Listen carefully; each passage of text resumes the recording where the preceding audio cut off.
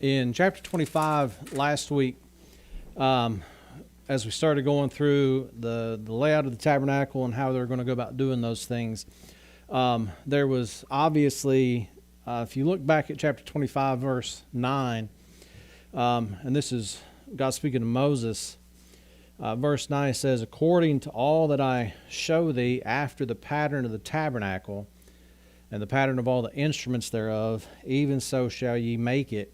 And we talked about the fact that there is a true tabernacle that God pitched and not man. And that's the pattern that God's given to Moses here. And he's saying, here's the pattern for how you're supposed to make the tabernacle and all the stuff that's inside. And we talked about in chapter 25 last week, we talked about the ark, how it was put together, the showbread, and we didn't get into all the different parts on it, but we'll see those as we go through. Then we talked about the golden candlestick, and that's where we ended off at the end of chapter 25 last week. And so that gets us into chapter 26, which gets into curtains and different things that we're going to be able to see there, the coverings of ram skins and stuff like that. We'll see some of those as we go through. And I've got, one of the reasons I thought about leaving that up is I've got some pictures of things, but we'll take a look at that a little bit more after we're finished with this a little bit. But chapter 26, let's read the first 6 verses and then we'll get going. So Exodus 26, verse 1, "Moreover, thou shalt make the tabernacle with 10 curtains of fine twined linen, and blue and purple and scarlet, with cherubims of cunning work shalt thou make them. The length of one curtain shall be 28 cubits, and the breadth of one curtain 4 cubits, and every one of the curtains shall have one measure. The 5 curtains shall be coupled together, one to another, and the other 5 curtains shall be coupled one to another. And thou shalt make loops of blue upon the edge of one curtain for the selvedge in the coupling, and likewise shalt thou make in the uttermost edge of another curtain in the coupling of the second. 50 loops shalt thou make in one curtain, and 50 loops shalt thou make in the edge of the curtain that is in the coupling of the second, that the loops may take hold one of another. And thou shalt make 50 taches of gold, and couple the curtains together with the taches, and it shall be one tabernacle." Dear Heavenly Father, we thank you once again for your word. As we go through here, understanding the pattern and the way that you're working through here and speaking of Moses and how Moses is able to portray that information to the folks and them actually be able to produce this work. We're grateful for the opportunity to be able to look at these things and understand how you work, the detail that you give on these, and the fact that they're able to produce that for your dwelling place while you're working with the nation of Israel. We thank you for the opportunity to be able to study these things and to be able to see those connections, that we might be the praise and honor and glory of your grace. And it's in Christ's name we pray. Amen. Now, again, as we've gone through, when we talked about this before, what was the purpose of the tabernacle? Dwelling place for God, right? 25 verse 8, where God was going to dwell among them. And we talked about that issue of dwelling among them. Now, we talked about the setup of the tabernacle and the way it was going to work. We started dealing with the actual parts of it. You've got the ark in chapter 25. And we talked about the issues that's taking place there. We talked about the showbread.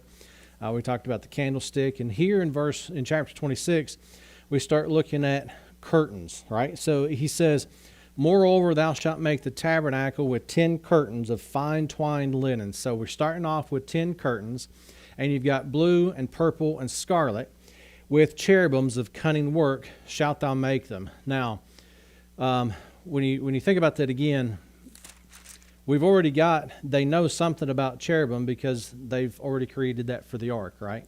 So they know what cherubims look like, so they're going to have to be able to produce that on this fine twined linen. And it's interesting there, he says, and with cherubims of cunning work shalt thou make them. And we could probably go and get all kinds of things with cunning work, but when we look at that, what's he got is here we've got 10 different curtains, different colors, and they're going to be able to put cherubims on these pieces of linen, right? And they're going to have to be able to work it to be able to do that. Verse 2, the length of one curtain shall be 28 cubits, and the breadth of one curtain 4 cubits, and every one of the curtains shall have one measure. So what's that mean the other 9 are going to have to be? Same length, same width, right? Verse 3, the 5 curtains shall be coupled together one to another, and other 5 curtains shall be coupled one to another. So we've got 2 sets of 5, right? And thou shalt make loops of blue upon the edge of one curtain from the selvage in the coupling, and likewise shalt thou make in the uttermost edge of another curtain in the coupling of the second. 50 loops shalt thou make in the one curtain, and 50 loops shalt thou make in the edge of the curtain, that is, in the coupling of the second, that the loops may hold one of another. So the idea is you've got the loops upon the edge, and then you've also got them to the uttermost edge, and then you've also got them making the edge of the curtain so that you could actually couple them together, right, to be able to put those together. Verse 6, and thou shalt make 50 taches of gold and couple the curtains together with the taches, and it shall be one tabernacle. What's interesting about that is what is it that you've got? You've got 10 different curtains that are put together, 5 and 5. You've got them all placed together, and what's interesting to me is once they're all coupled together, the big thing there that I see at the very end of verse 6 is, and it shall be one tabernacle, right? So even though there's these different parts to it, all together, once they're all put together, it creates one tabernacle, right? It's not separate things or anything like that. Once they're put together, they're one, right?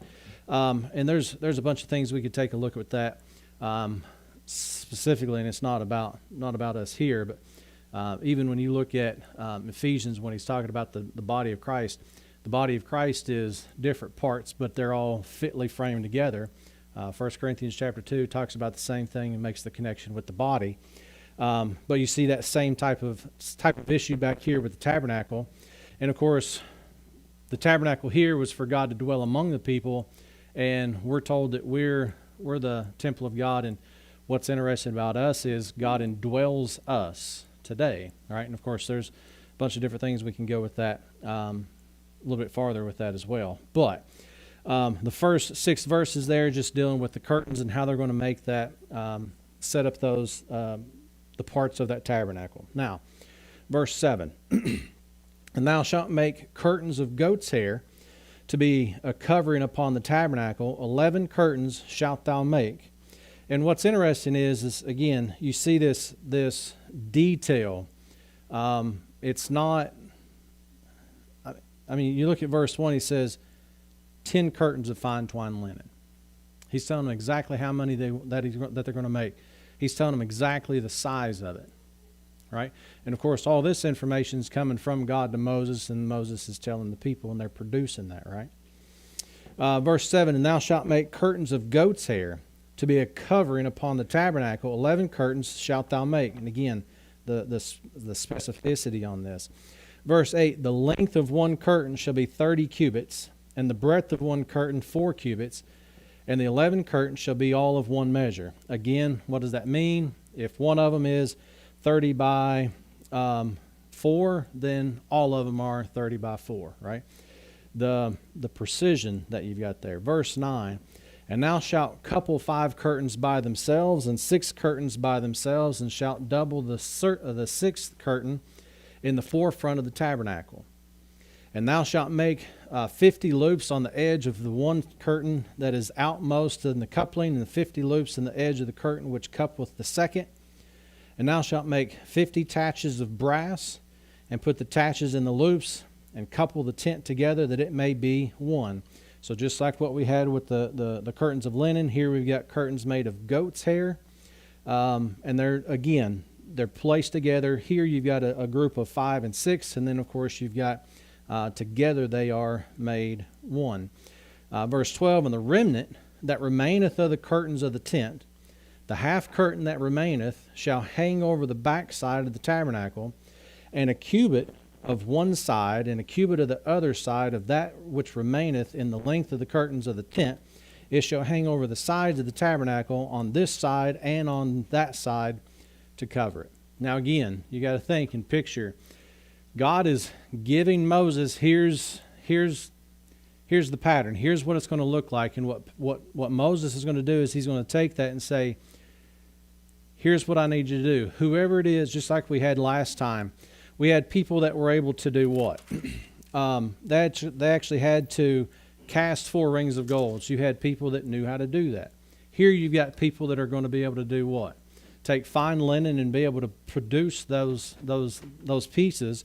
You've got people, when you look at the 50 taches of gold, and here in the goat's hair you've got 50 taches of brass, and they're going to have to be able to work those things. You're going to have people that's going to be able to take those pieces of linen and be able to produce that, put them together to put the cherubims on that. And again, you look at the precision. Verse 12, the remnant that remaineth of the curtains of the tent, the half curtain that remaineth shall hang over the backside of the tabernacle. So you think about measurements and the things like that, very specific about half of the curtain's going to remain. It's going to hang it over the backside of the tabernacle. And verse 13, and a cubit on the one side and a cubit on the other side of that which remaineth in the length of the curtains of the tent, it shall hang over the sides. So again, when you talk about symmetry as well with that stuff, right? That's how precise it is. Delilah, every time I've wanted to plant something at our house, I want it to be symmetrical, and she's like, "Why?" And I was like, "Because symmetry is better. It looks better." But I mean, here there's a reason behind all this, right? It's the precision that God's after. And the point of these curtains is to be able to do what? Cover the tabernacle, and then come down the sides, and you're going to have half a curtain in the back, right? So we've got the curtains of linen, how they're produced, where they're going to go, and then the curtains of goat hair, how they're produced, where they're going to go, and what they're going to look like. Now, verse 14, you start getting into the ram's skins, all right? And there's a bunch of other things that we can get into this as well. But notice in verse 14, and thou shalt make a covering for the tent of ram's skins dyed red, and a covering above of badger's skins. So you've got 2 different coverings that he's going to put over above this tent. And it's ram skins dyed red. And then also above that, you've got badger's skins. Now, we can talk about how do you think that they're getting all these badger skins and ram skins and the goat's hair and all that stuff? They're doing sacrifices, right? And they're using that stuff. And people are bringing these, huh? Well, they weren't in the sacrifice, but what are they going to have to do? They're going to have to go track down badgers and bring them. So somebody's a badger tracker.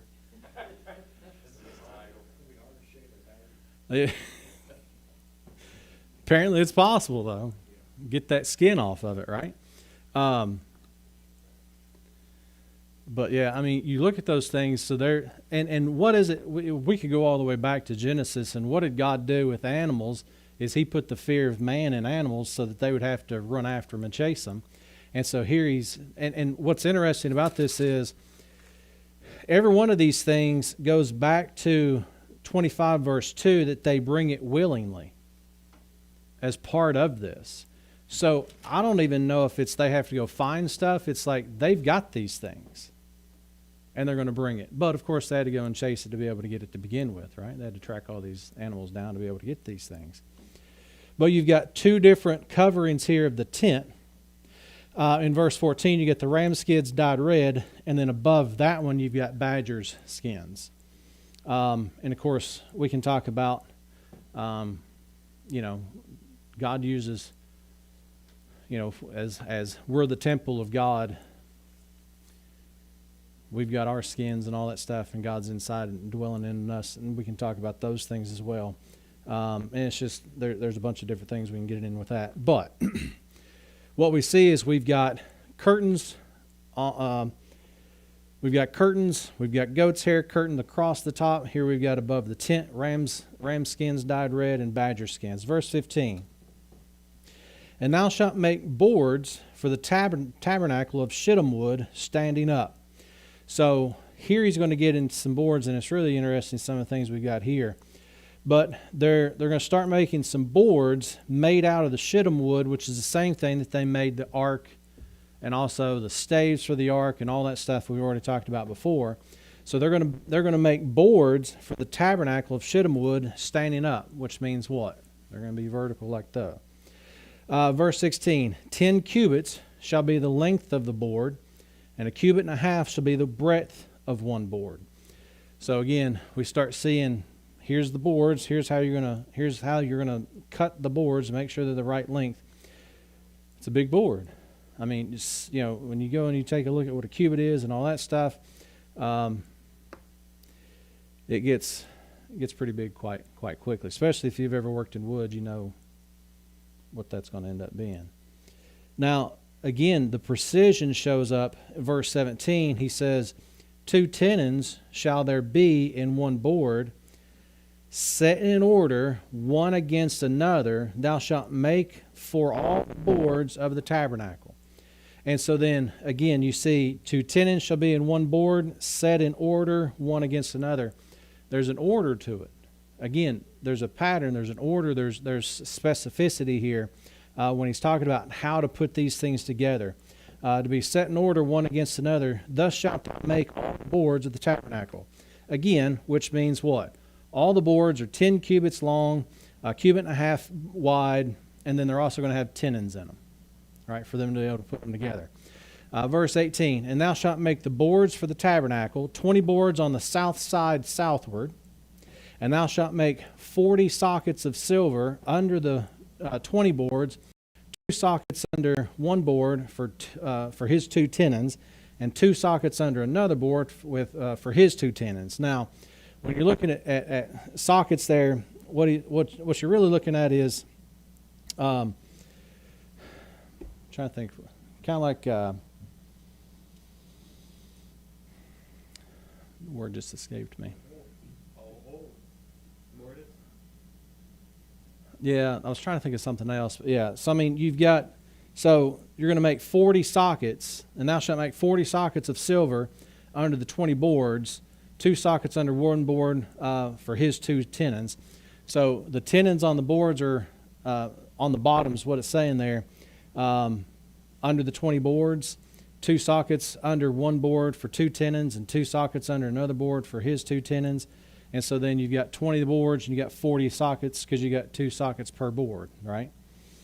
And for the second side of the tabernacle, on the north side, there shall be 20 boards. Now, what's interesting about this is, and we've kind of talked about this before,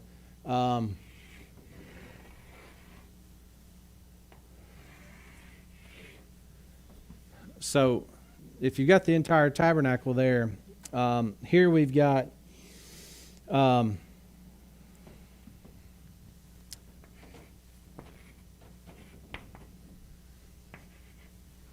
north, south, east, and west there. Now, when you're looking at this, he says,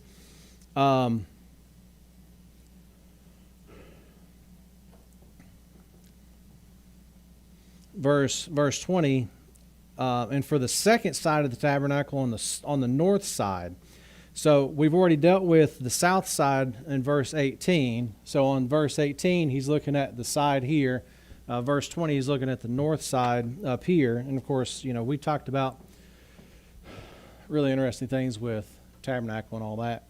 But when we're looking at it, we're going to see this, and we're going to add a whole lot more to this. But Verse 20, in the second side of the tabernacle on the north side, there shall be 20 boards, and there are 40 sockets of silver, 2 sockets under one board and 2 sockets under another board. So all 20 of them have 2 sockets, just like the south side. So you've got 40 total, and the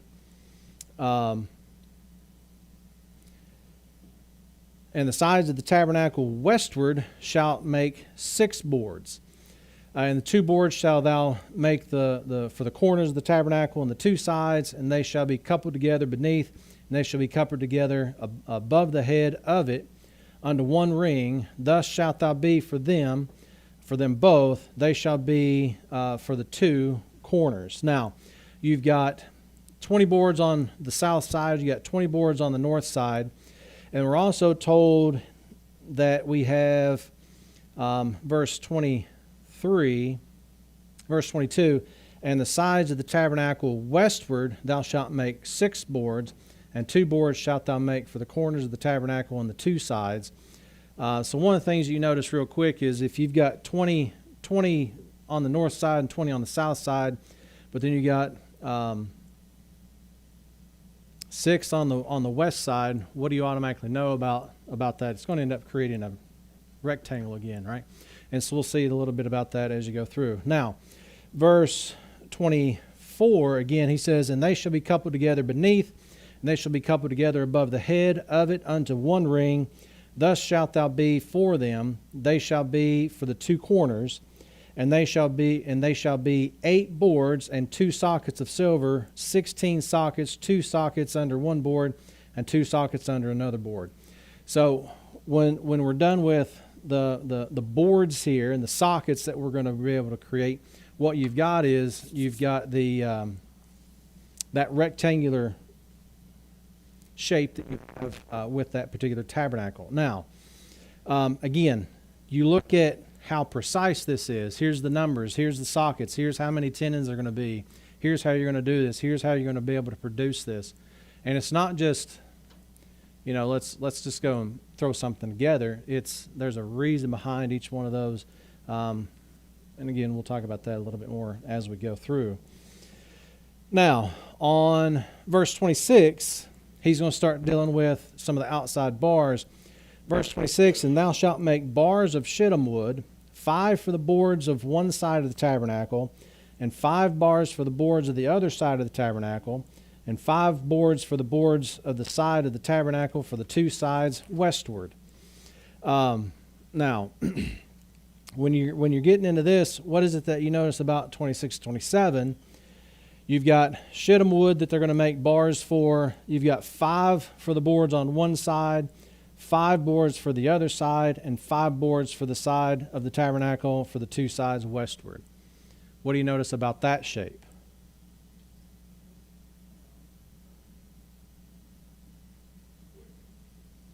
Five and five.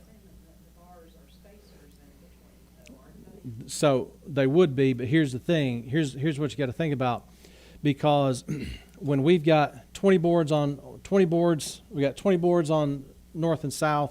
We got 8 boards on the west, or 6 boards on the west side.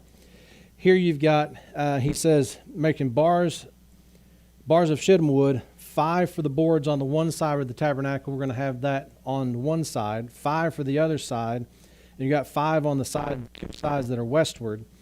And so then when you think about, I'm trying to think, if you put 2 boards together, what's it create? A joint. So here you've got 5 boards that's going to go, or 5 bars that's going to go on the boards of the one side, and 5 on the other side, and then 5 on the west side. Now, the thing about that is, when you look at that, how many boards do we have on the sides and how many boards do we have on the ends? But you got to remind yourself, the ends, it's actually accounted for in the corners as well, right? So the construction on this, but what's also interesting is when you look at that, where was it? In verse 25, he says, and they shall be 8 boards, and their sockets of silver, 16 sockets, 2 sockets under one board, and 2 sockets under another board. So really you've got 20, 26, and 8, but you've got the corners. they're they're going to account for the door, but there's also you've also got the bars that you've got that's going to be in there. Then you've also got if you've got 20 boards, actually how many seams have you created is way more than 5, right? But I mean, again, you look at this, you've got six which are one side, 8 that's on the other. But you've got 2 are going to be for corners, so you've got all kinds of stuff that's going on with that one too. And here's what I want you to think about is God tells this to Moses, and Moses goes to those people, and those people do exactly what they're supposed to do with it. Like, they know what they're doing, right? I know, because, if we're sitting here and just trying to picture this ourselves, but Moses is going to have to be able to give that to them, and then they're going to be able to make something, and his job is to then do what? Make sure that it's matching the pattern that he was given, right? And we've already talked about that. When you go back to chapter 25, verse 40, he says, "And look that thou make them after their pattern, which was showed thee in the mount." So he's talking about the ark and the golden candlestick and the table of showbread, but he's also going to have to do that with all these other things, right? He saw it, right? And then he's explaining it. And so then he's going to go back, and just as he says back here in chapter 25, verse 40, he's going to go back and say, here's you're right here, and this needs to be changed. He probably would have. He would have. But again, he's the only one that's actually seen it. And so he's going to have to go back and say, yeah, this is right. But yeah, he would have given them the blueprint. Yeah. He's going to get his CAD system out. And, yeah. So here you got Moses, who is a slave who ran away, comes back, leads people out of Egypt. And now all of a sudden he's an architect. And you think about all these things, right? But I mean, he had the ability to write these things down, to be able to draw it out, to be able to say he was learned. He knew stuff, right? Yeah. But I mean, the thing is he's able to take these things and tell them, here's what you're going to do, and here's exactly how it's going to go. Now, verse 28 tells us about those bars. Verse 28, "And the middle bar in the midst of the boards shall reach from one end."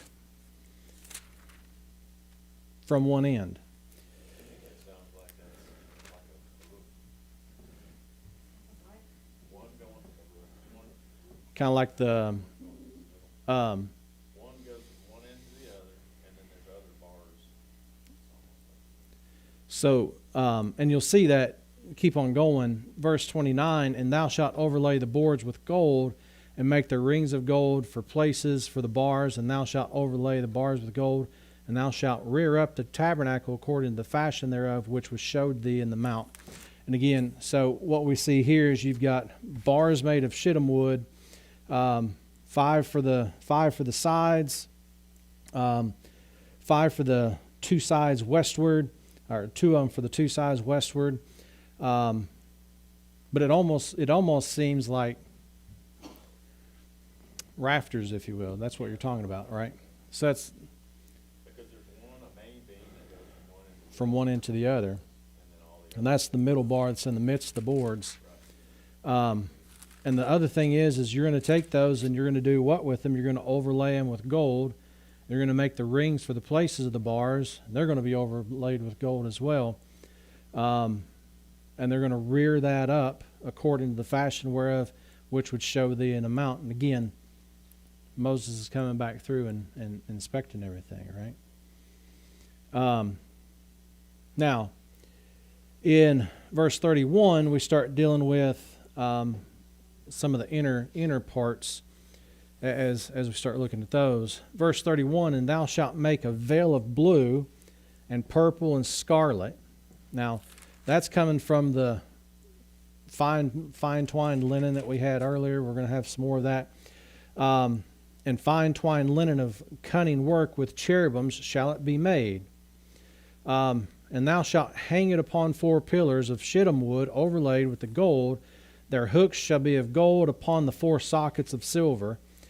And thou shalt hang up the veil under the taches, that thou mayest bring in thither within the veil of the ark of the testimony, and the veil shall divide it unto between the holy place and the most holy.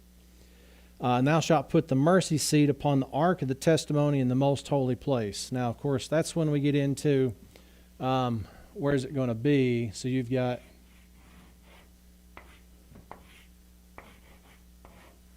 that type of thing here, right? So he's got, thou shalt make a veil of blue and purple and scarlet and fine twined linen of cunning work with cherubims shall be made, and thou shalt hang it upon the 4 pillars of shittim wood, overlaid with gold. Their hooks shall be of gold upon the 4 sockets of silver, and thou shalt bring up the veil under the taches. That thou mayest bring in thither within the veil of the ark testimony, and the veil shall divide it unto the holy place and the most holy place. So you have the holy place and the most holy place. Now, hold your place there. Go to Hebrews 9.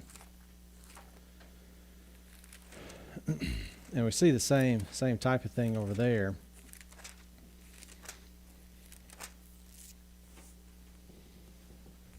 But in Hebrews chapter 9, so we see there you've got this place called the holy place and the most holy.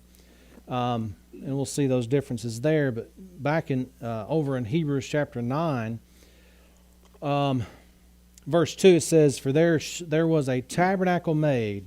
When he says there was a tabernacle made, he's referring back to the one in Exodus, right? The first wherein was the candlestick and the table of showbread, which is called the sanctuary.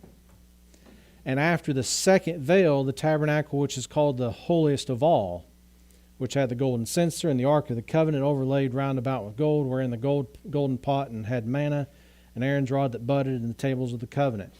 So when we see this, what we notice is, for there was a tabernacle made, the first, wherein was the candlestick and the table of showbread, which is called the sanctuary. Now, remember last week when we talked about the table of showbread and the candlesticks were inside, he's talking about this part here, right? So then he says, which is called the sanctuary. Back there it's called the what? The holy place. Now, when people meet at church, what do they normally call this room? Sanctuary. Right? And of course, you got the altar up here, the platform and all that stuff. But why is it they call it the sanctuary? Is because of that. Right? That's where they're getting that stuff from. But according to Scripture, that holy place is also called the sanctuary. Right? Where we have what? The candlestick and the table of showbread, which is called the sanctuary. Notice in verse 3 it says, "And after the second veil." So there's a veil here, but that's the second veil, which means what? There's got to be a first veil out here. So he says, "And after the second veil, the tabernacle, which is called the holiest of all." Back there it was called the what? Most holy. So that was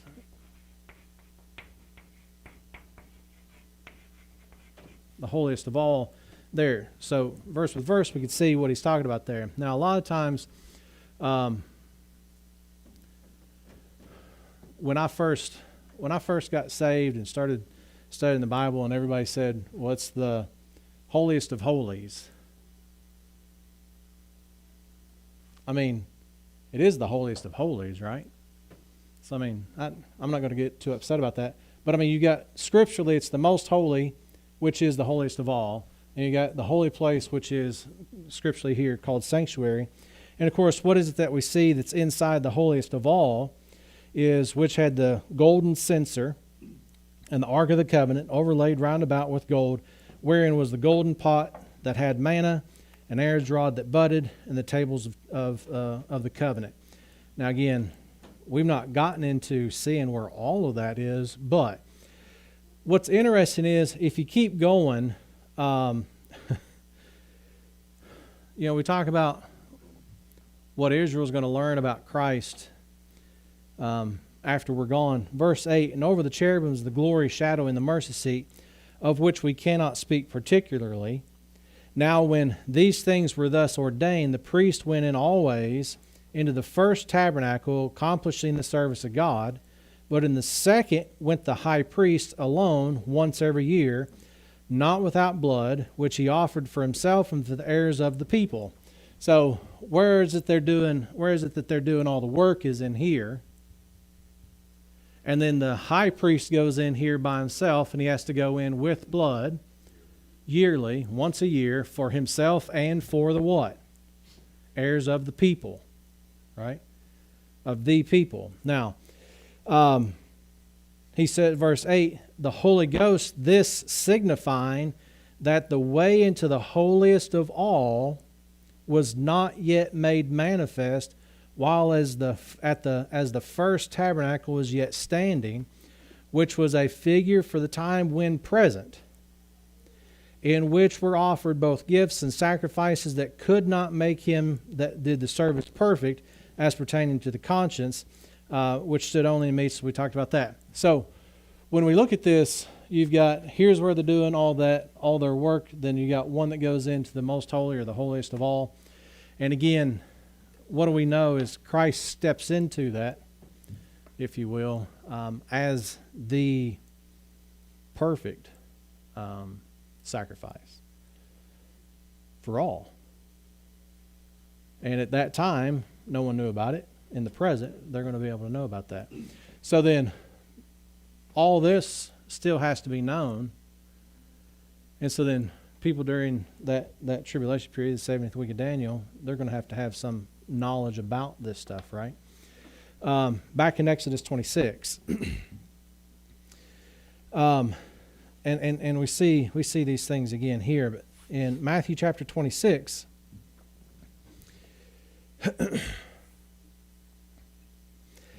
verse 31 or verse 33 again, he says, "And thou shalt hang up the veil under the taches, that thou mayest bring in thither within the veil the ark of the testimony, and the veil shall divide unto you between the holy place and the most holy. And thou shalt put the mercy seat upon the ark of the testimony in the most holy place." So we know where the ark of the testimony is going to go, right? Then he says, "And thou shalt put the mercy seat upon the ark of the testimony in the most holy place." So here you've got the ark, and then you've got the mercy seat on top of it. "And thou shalt set the table without the veil, and the candlestick over against the table on the side of the tabernacle toward the south, and thou shalt put the table on the north side." Now, so that tells us what's here. What's on the south side there? The candlestick, right? So here we've got the candlestick. And again, it's "thou shalt set the table without the veil," and that's what he's saying is outside this veil, you're setting it in here, right? Because he's talking outside of this veil, you're putting it here, right? Because he's talking about, and again, when we started off, what was the first thing that God said to make was the ark. And then make these two things, right? So again, when he's talking about how you're going to do this part, where does he start? He says, put the ark here, and then put the mercy seat on top of the ark, and then without or outside of that veil, you're going to put the candlestick on the north, or on the south, and then the table of showbread on the north side.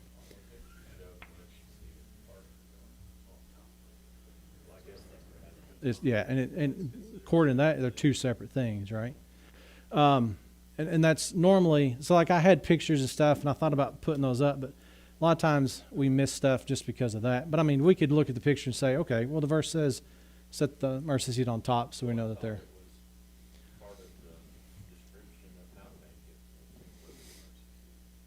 Well, so when he was going through and he was saying to do the mercy seat in chapter 25, he was talking about the ark, and then he was talking about even in that he started to say to do the mercy seat at that same time. So that's another reason. So I've always thought of it as kind of like a lid type of thing, You could detach it, yeah, because what they're going to do is, what we read over in Hebrews is they're going to put in Aaron's rod that budded and the manna pot and all that stuff, and they're going to put those things in there. So they're going to have to put it in there, and then they're going to be able to. Seems like they were always moved at the same time together. Yeah, and I'm sure they probably were, right? And that would have been part, yeah, because that would have been part of the moving of it to be able to do that. Again, this tabernacle back here wasn't meant to be permanent. How big was the whole, most hope? I mean, it had to be big enough to hold the ark and some. So I think this was about 150. That's 75. I think this was 15. And I'm thinking that was 30, maybe. I could be wrong, but that's from memory. I think that's what it was. It might not have been. It is. And you're going to put it together, and then you're going to go back and take it down, move, put it back up, and you're going to have to remember where's everything go. But of course, you could always still go back and look at the blueprint, right? The jobs were divided up though By the tribes too. had the same job every Yeah. Because you're going to end up having 3 tribes up here, 3 tribes down here, 3 tribes. So you're going to be surrounded by. Is that right? I think so. But I mean, you've got that set up that way.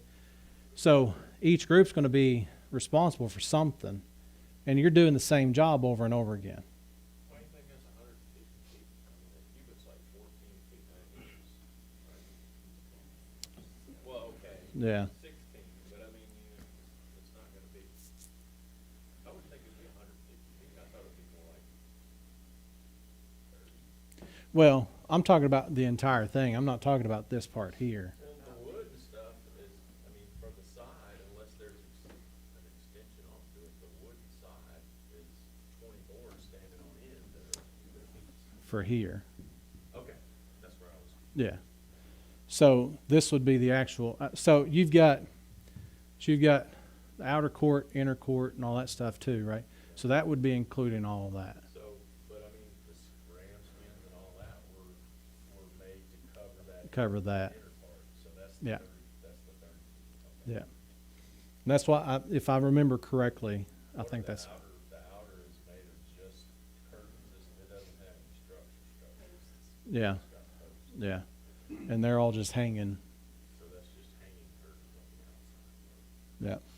Yeah. And again, like, part of it is, it's not a permanent thing, right? So they're going to be able to take it down. And of course, you've got different people that's going to have, different tribes are going to have different parts they're going to have to do. And the thing about it is your job is to take down and put back up the exact same thing. And you're going to be responsible for your part of it. And that's the way every one of them would have been, right? Now, so we see where they put those things. Verse 36, you've got the outer veil. He says, "And thou shalt make an hanging for the door of the tent of blue and purple and scarlet and fine twined linen, wrought with needlework." So thou shalt make an hanging for the door of the tent. So when he's talking about this outer veil, he's dealing with that out here. Thou shalt make for an hanging 5 pillars of shittim wood, and overlay them with gold, and their hooks shall be of gold, and thou shalt cast 5 sockets of brass for them. So you've got, 1, 2, 3, 4, 5 in there that they're going to be hanging off of. Because you got 5 pillars of shittim wood, and overlay them with gold, and with their hooks shall be of gold. So that's, yeah. Those are on the outside. So that's, 6 planks on the front side, and there's 8 on the back. So there's a door. well, so you've got 8. So he says, all the way around. There's an opening all the way yeah, so this would be the side where you've got the gate, basically. But you've got, what he says there is you've got 5 pillars, right, that they're hanging across on. Yeah. And so then that would be the door into it. But there's also boards there. There's also No, planks. around here. There was 8 on the back. I thought there were 6 on one side, 8 on the other. I thought there were 6 on the east side. So you've got what? I'm just asking. No. So verse 18, you got 20 boards on the south side, right? 20 and 20. You've got 20 on the north side, which would be up here, right?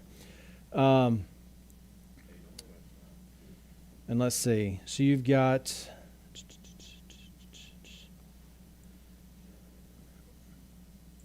I was trying to think of something else, but so he says, and for the side, verse 22, and for the sides of the tabernacle westward, thou shalt make 6 boards, and 2 boards shalt thou make for the corners. So you've got 6 plus 2 for the corners would be your 8. So that's 8. That's the 8. And you don't have anything over here. 20, okay. 25 says 8 as well. Yeah, because that's these 8. Okay. So it's the 6 and then 2 for the corners. Yeah. No, that's good. That's a good point. Now you get to the end of chapter 26, and you see he's putting up that outer veil, which is out here. And again, what's interesting is the next thing that he explains is the brazen altar, which is out here. So he's going in out. There's another veil at the most holy place too. Yeah. So you got one here. And that's the one that was torn. Or were both of those torn? Well, they would have had the temple at that time, so they wouldn't have had the tabernacle. So that would have been slightly different. The temple was similar to this. It was similar to that, but the main structure is, so the veil that's rent in twain when Christ dies is this, is that one. It allows it to see. Yeah, because they're in the temple, which is going to be slightly different. It's going to be a modified version of this, and we can talk about that too. But because then he's going to start looking at the brazen altar, the court, and all that stuff out here. He's going to talk about the gates of the court, or the gate of the court, and all those things as well, going on in chapter 27. And again, I know that this stuff it's just it's very tedious. Here it is. Here's what we're doing. Here not. But the thing that I want us to be able to see about this is God speaks to Moses, shows him the pattern. Moses writes down that pattern, makes a blueprint, if you will, goes and tells other people. And what do? Is they follow the blueprint to a T, and that blueprint is God's word, right, to them. And they're doing exactly what God had them to do. And they knew what they were to do. And then you had Moses that came through, and he was like checking it off. Yes, you're right, and move on. But I mean, you think about those things. Again, God's given us His instructions for us today. It's not this, but He's given us instructions for us today. And He's saying, I'm going to give you everything you need, and then you're going to be responsible for the work that He's got for you to do.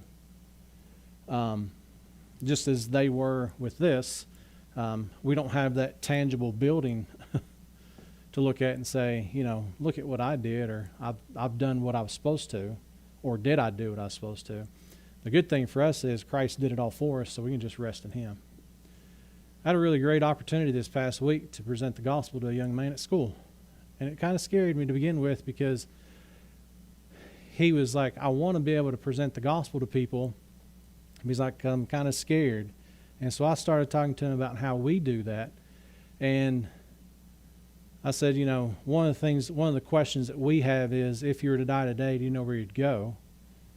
And if they say one way or the other, we could say, why do you believe that? But then I asked him, I was like, you could also ask the person, if they stood before God today and said, why should I allow you into my heaven? What would your answer be? And he said, I don't even know that answer. And so here you've got a young man that wants to go and share the gospel with people, but he doesn't know it. And that happens every day.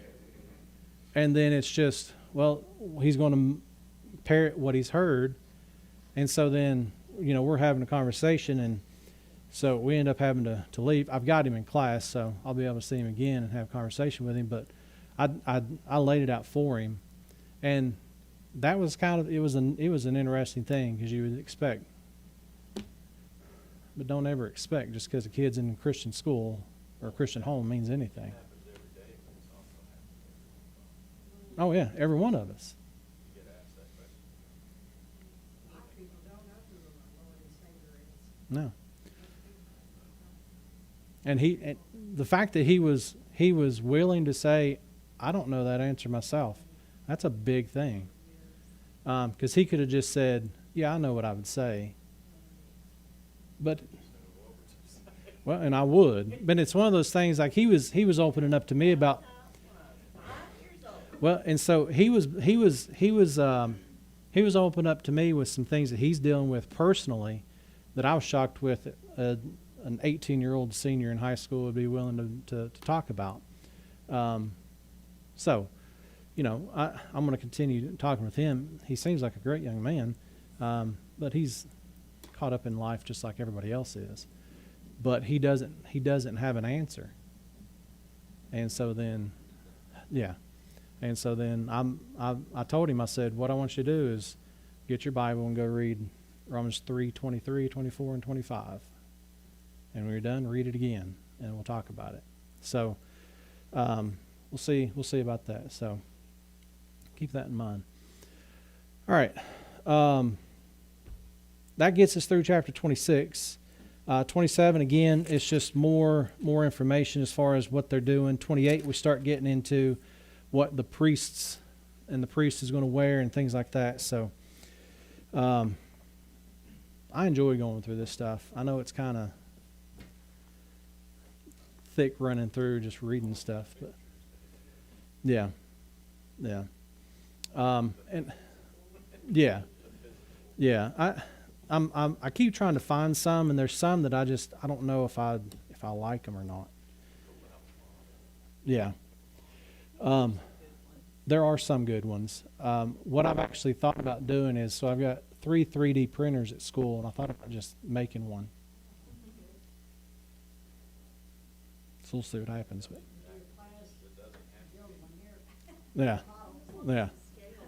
yeah. As long as the scale, and that's the big thing. I mean, there's because there's some that just like I've got a bunch of them, but there's some that I'm just not really sure about. But It talks about the tenons on the boards. mm-hmm. So it sounds like there's either some kind of when it says the sockets, that the silver sockets are those.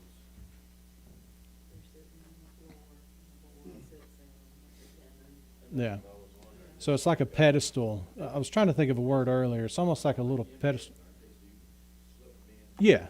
It's kind of like a little pedestal. You set them on. You get the tenons. Well, that's what I was saying. I was trying to. Yeah. That's why I was trying to think of like a word, and I couldn't think of one earlier, so I just didn't try. But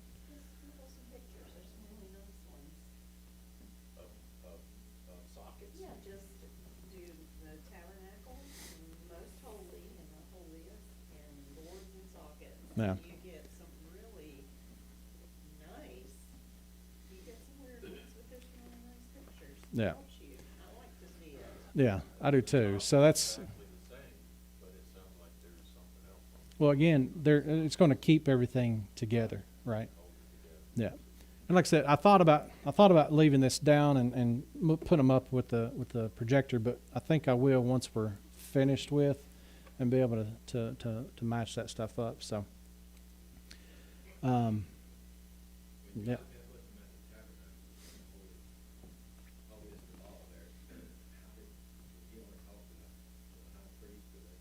He would have been the only one that was there, yeah. And then he would have to relay it, just like with Moses, he'd have to relay all the information that he was given. And so, yeah, I mean,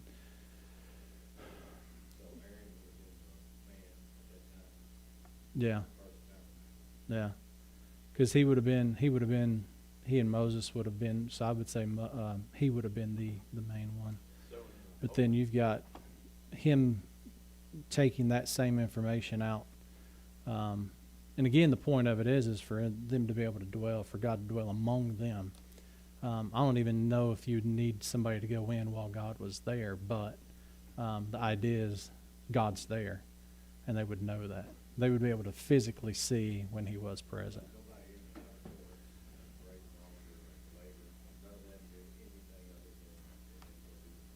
whatever they were. Yeah. So they would have to be exact with their message coming out and whatever they're supposed. Like with Moses here, he had to be precise with what he's saying and say it exactly the way they. Well, if he goes in and he's not doing what he's supposed to do, he's dead on the spot anyway, right? So if he goes in wrong, and that's why they had a rope on him in case something happened. You hear Well, Priest Joe's gone. who's the next one? Yeah. Who's next in line? And then you're like, well, I've got this sin, guys. I don't want to go in there, so I'm going to tell you about it. But, I mean, you think about those things. Huh? Well, no, but, I mean, and the thing about it is like God, and it's interesting because you see that's a picture of, that's a really good picture of how Scripture works too, right? God's going to make sure His Word is written down. He speaks it, man writes it down, right? Same thing as you've got there. So that would be a shadow, if you will, of how God worked through the Scriptures too. Same thing. That God knew what He was doing with it. Yeah. The only one that can, so once a year, only one person could go into the most holy. Into that spot. And that would be so once a year, unless they were torn down and moved somewhere, once a year, nobody went in there. Nobody went in there. Nobody. And again, you go over to Hebrews.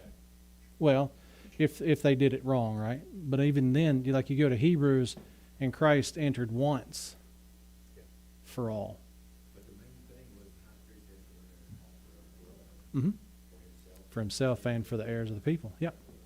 That was the purpose of And it. then Mm-hmm. the holy place couldn't ever, who could go into the holy place? Only the priest every day? So you would have the holy priest, or the high priest and the priest would be the ones, because they're doing the work in here. And that's where the altar was. And you had the, There's the altar of incense. Yeah. The table of showbread and the candlestick. But that's Yeah. where they did all the. no, that's all took place out here, because we don't have the brazen altar yet. We don't have the laver of brass. We don't have that stuff out here yet, and we don't even have the table of incense in here yet. Okay. But So in there's- that holy place, only the priest and high priest could go. Only the high priest. And it was only for the No, not the most holy. Oh, No, the tribe of Levi. yeah, There was 24, like Zechariah went in and burned incense. yeah. He was one of the Daily. 24. So you're dealing specifically with the Levites, which would be the priests of people. They're doing the work in here. Exclusive. They're doing work out here. They're doing work in here. But there's one that goes into this once per year. Jesus said they profaned the Sabbath is because somebody had to do the work on the Sabbath day, like keep the candles lit, keep the Mhm. showbread, and that was word. Yeah. And they went in and worked on the Sabbath day. Yeah. Yeah. So only the priest could go into the holy place. Yes. The second exclusive club. Yeah. And then not anybody, but any Jew could go into that outer court. To that. Because I thought I had read somewhere where that had an exclusivity as well. Like Well, anybody that wasn't a Jew but was a proselyte could go. I think you can still get in, yeah, because they're still going to get in here. So if you had a proselyte, they would be able to get in here. They had no chance of getting here. Definitely not there, right?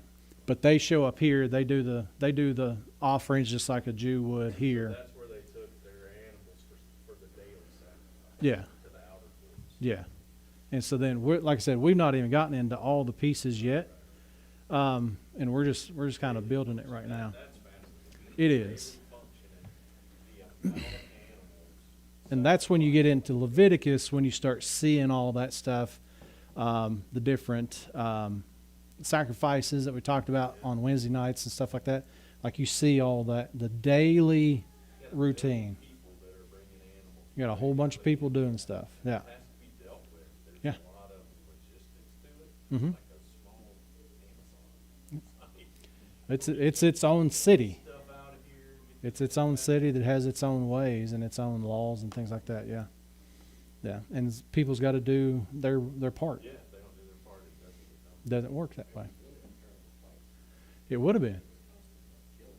I mean, you've got constant blood, fire, like, I mean, all the time. A lot of work. Um, Did it have a top, the outer courts, it didn't No. have a top, it just had no, a just veil this, yeah. around it. So you had the walls there, and you got, huh?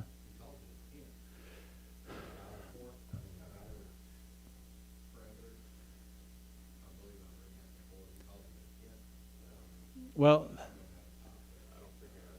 so it doesn't have a top. This out here doesn't have a top. The only thing that would be covered top wise would be here, and that's the thing that's got the.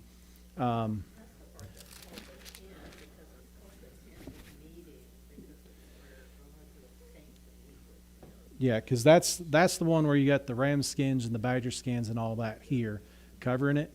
That's the one that's got the excess part on both sides is the same length, and the half the things laying off the back. That's what he's talking about there. That's what would be covered there. All of this would be open space.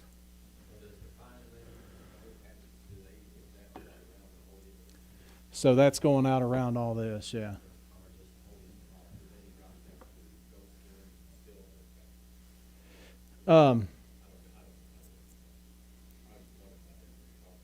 Yeah. So you've got, because he's making the whole tabernacle with 10 curtains of fine twined linen and all that, with cherubims of cunning work.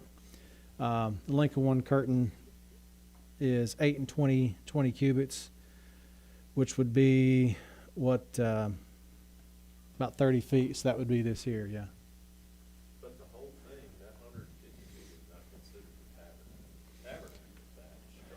Well, that's the main part of it, yeah. These are the outer courts, right? Yeah. So this would be considered the outer court, Which we haven't really talked about. which we've not gotten to yet, no. And we'll see these things kind of build up as we get there. Yeah, because the main thing he's focused on right now is this, getting this built, getting this covered, getting the ark in, getting the mercy seat, getting that, and then getting these things set up where they're supposed to go to. Every time they tore it down, it was done that way. I would assume, because the only way that somebody could go in would have to be the high priest once a year. So they would have to take it down from the outside and then go get it, move it, Like a big set it up, build up around, yeah, they cover it too, they cover yeah, yeah, yeah. So I mean, it's a.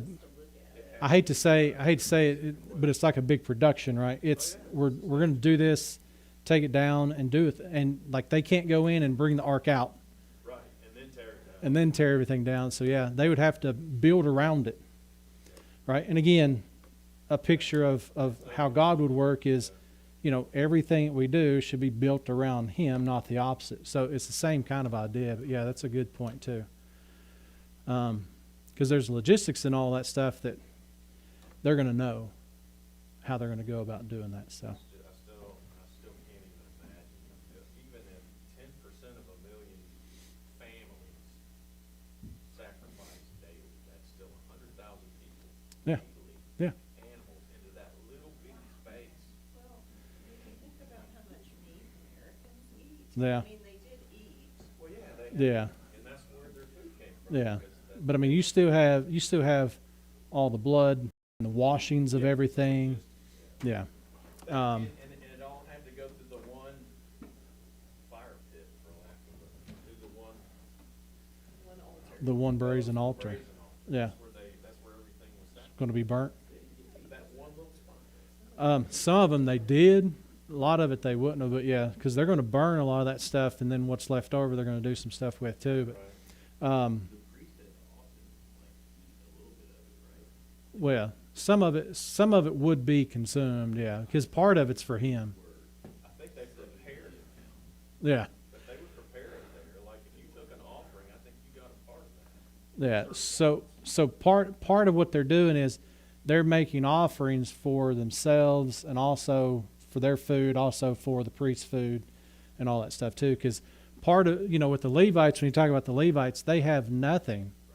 outside of themselves, they have to be given. That's why they gave a tithe, is to give to Levites so they would have an inheritance and things like that. So there was a lot of things. It was designed to take care of them too. So they would have had part of their food would have come from them and things like that too. Some So of it was bread, some of it was other stuff. It wasn't always blood. no. You know, there was other offerings. Yeah, there's one that doesn't have, like we looked at Leviticus, there's one of the offerings that we see there in Leviticus that doesn't have blood, and it's bread. Something like that. Toasted in a pan Yeah, without oil or with oil. yeah. But the others all had blood involved, right? So, and we'll see that once we get over in there too, because that's always fascinating as well. But I mean, you think about, that's a constant reminder. Like you go in and you smell it. That's a constant reminder. That's what God thinks about your sin, is that stench. We used to talk about it, and it was always on. If you bought a turtle dove, Chris would be like, "They're pretty good." You come back and get boiled. It's like, And then if you read like was it Solomon that gave like 1,500 bulls all at one time, all this offering that was done on those specials, and then they lasted for like 7 days. yeah. Yeah, that was a very specific thing. But no, I mean, again, you think about that stuff, and it would be messy. But they take it down, they move, another mess, right? When they took it down, can you imagine what was left there on the ground where that was burned full time and all those animals? Like if they Well, stayed in one place for a year. But I mean, even then, you think about the fact, like part of the Sabbaths and stuff like that. God says, okay, you're going to have, whenever they get into the land and all that stuff, they're going to have a Sabbath for the land as well, so where the land's going to rest, right? So that's part of that too. Is when they move, that land now is going to be at rest, and there's a reason behind all that stuff too. Yeah. But I think this stuff is extremely fascinating. I think you all are too. But that gets us through chapter 27 or 26, so we can get on 27 next time.